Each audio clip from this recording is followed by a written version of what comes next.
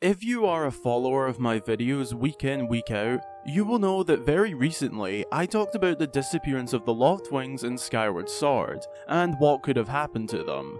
I covered 3 main possibilities, which to me at the time were the 3 most likely. I'd recommend watching that video if you haven't already, as it does connect to today's topic.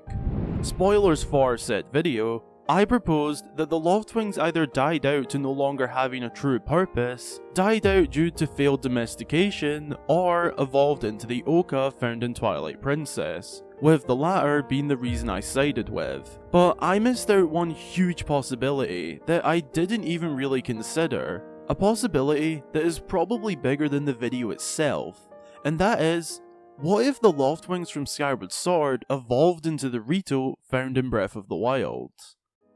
It may sound pretty ridiculous at first, but believe me, there is actually an astonishing amount of evidence that could prove that statement to be true.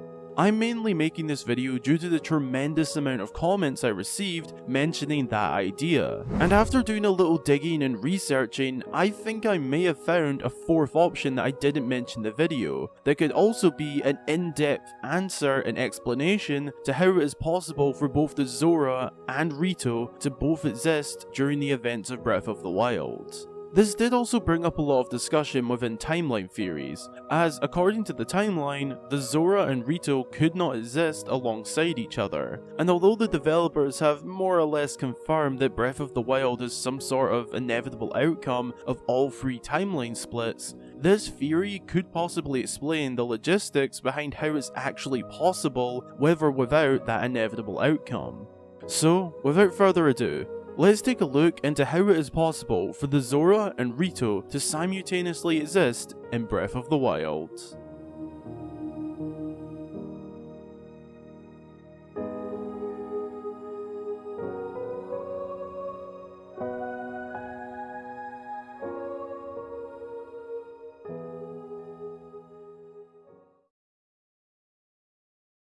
To begin explaining why the proposed theory could be true, we need to venture back to the early days of Hyrule, right back to the very beginning of the timeline, the events of Skyward Sword.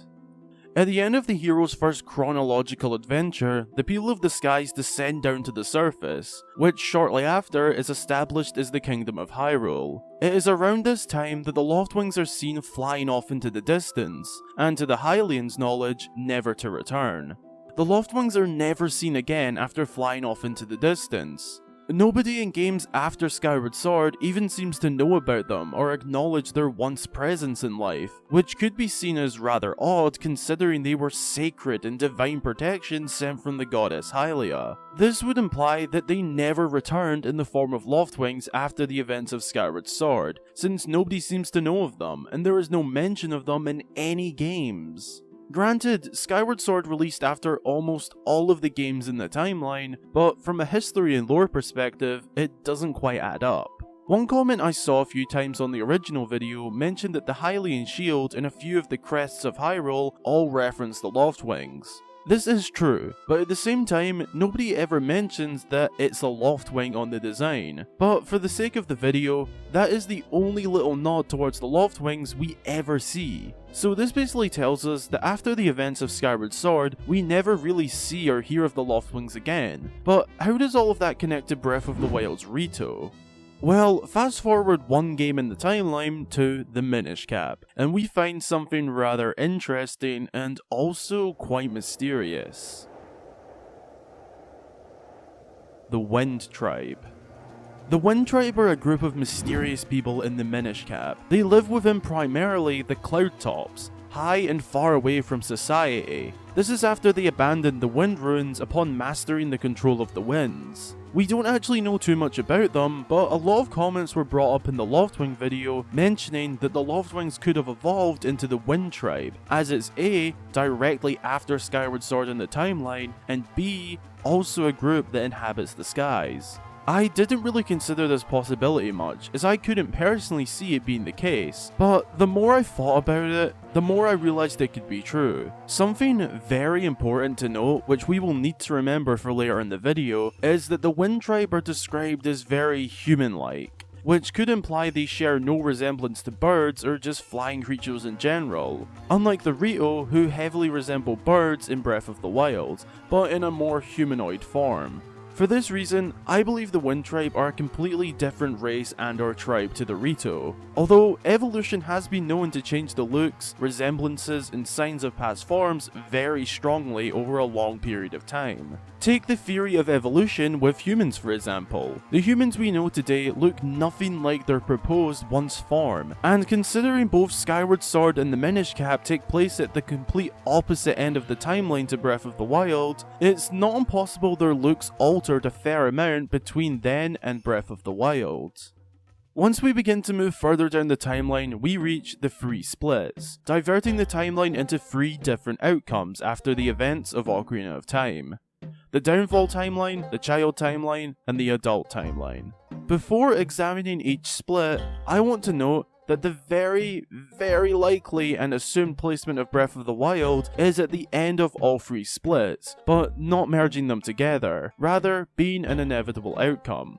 Also, the Rito did not exist at all prior to the 3 splits. There was only the Zora. In the adult time, the Zora we know from Ocarina of Time and games beforehand evolved into the Rito come the events of the Wind Waker, the first game in the adult timeline split. This is because the gods flooded the land of Hyrule for its own safety, resulting in the Zora evolving into the Rito in order to sustain life on the little land that remained.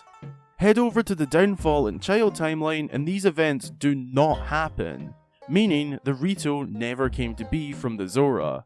Now do you see where the issues fans brought up came from? The only Rito we knew of came from the adult timeline. There was no Rito seen in the other 2 splits. This begged the question, how did the Zora and the Rito both manage to exist during Breath of the Wild? As far as we knew, the Rito existing would mean no Zora. This is where the theory comes into play. The comments on that Loftwing video suggested that once the Loftwings disappeared, they, over a long, like seriously long period of time, Skyward Sword, the beginning of the timeline all the way to the current end, Breath of the Wild, evolved into the Rito found in Breath of the Wild. Which is very much possible. This would imply that after their disappearance at the end of Skyward Sword, they did continue to live on, but not in the eyes of Hyrule. This is where the point of the Wind Tribe came into question. As previously mentioned, the Wind Tribe and the Minish Cap are very to themselves and live within the skies, out of sight from the rest of the world. Could the Wind Tribe have been the early forms of Breath of the Wild's Rito? Or for lack of a better term, the non-Zora turned Rito? Some of you may ask, if Breath of the Wild is an inevitable outcome of each timeline, isn't that the reason? To answer that, I'd have to say no, as inevitable would imply the individual outcome of each split. It's not merging them, so if you look at say the adult timeline and follow its inevitable outcome, you'd end up with both the Rito and Zora, whilst the split leading there only consisted of the Rito. The only real issue I have here is, if you follow the adult timeline split, how did the Zora suddenly return in the inevitable events of Breath of the Wild? To me, I think it's likely they continue to live on in some form, but we just don't see them. Perhaps they lived within New Hyrule found in Spirit Tracks, but that is just purely speculation. So say the Rito in Breath of the Wild are indeed an evolution of the Loftwings, and the Zora in Breath of the Wild are the original Zora we already knew. That would clear up a lot of the questions fans had prior to Breath of the Wild's timeline placement reveal, but does also help with or without the inevitable outcome idea. Another really important thing to note is that if you look at both Rito designs, they do in fact have very significant differences.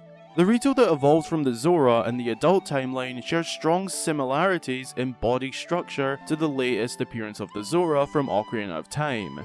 They take on a more slender and narrow body shape, very similar to the Zora's body shape, which is a common theme for all of the Rito in the Wind Waker. They also have humanoid arms and legs, just like the Zora, whereas the Rito found in Breath of the Wild have more of a resemblance to actual birds. They have wings, clawed feet, and even just their head shape and feather patterns make them much more bird-like, making the argument of them being the evolution of the Loftwings all the more likely.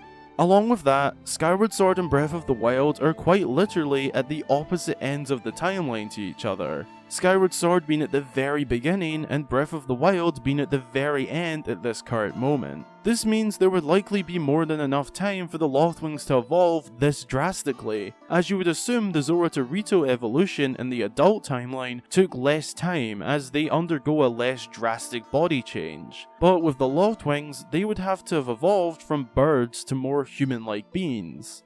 To sort of conclude and bring all the points of evidence together, could the reason we see no mention or acknowledgement of the Loftwings after Skyward Sword be because they did actually disappear, but not in the form of extinction, neglect, or evolution into the Oka, as I suspected in the original video, but could it be because they were slowly, over a long period of time, evolving into the Rito found in Breath of the Wild?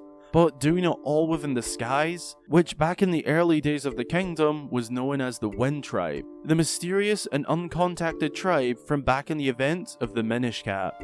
I personally believe that this is the case, and the comparison in looks and body features really supports the theory further. So there you have it. I believe that the reason the Zora and Rito can both exist during the events of Breath of the Wild is because the Rito found in Breath of the Wild are not the same species or variant of Rito found in the Wind Waker. Rather, they are the evolution of the Loftwings from hundreds and thousands of years ago back at the beginning of Hyrule. And the Zora found in Breath of the Wild are the original Zora from the very beginning, as they didn't evolve in two of those three timeline splits.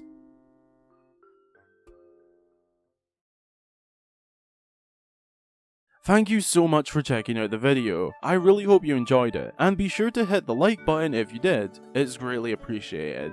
What do you think about this? Is the explanation of the Zora and the Rito both existing during Breath of the Wild due to the long forgotten Loftwings? I certainly think that that's the case, but be sure to let me know what you guys think down below in the comments.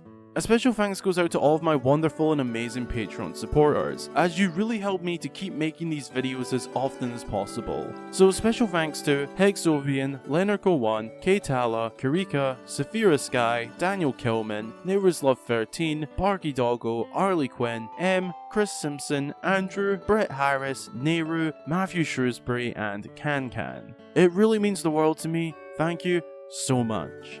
I want to give another special mention to the Geek Apprentice for suggesting the idea to me on one of her live streams to make this into its own video. I hadn't even really considered it before she made the suggestion. I started thinking about it and figured it would make a really interesting video, so big thanks to her. Again, I really hope you all enjoyed the video, and until the next time, I've been Hyrule Gamer.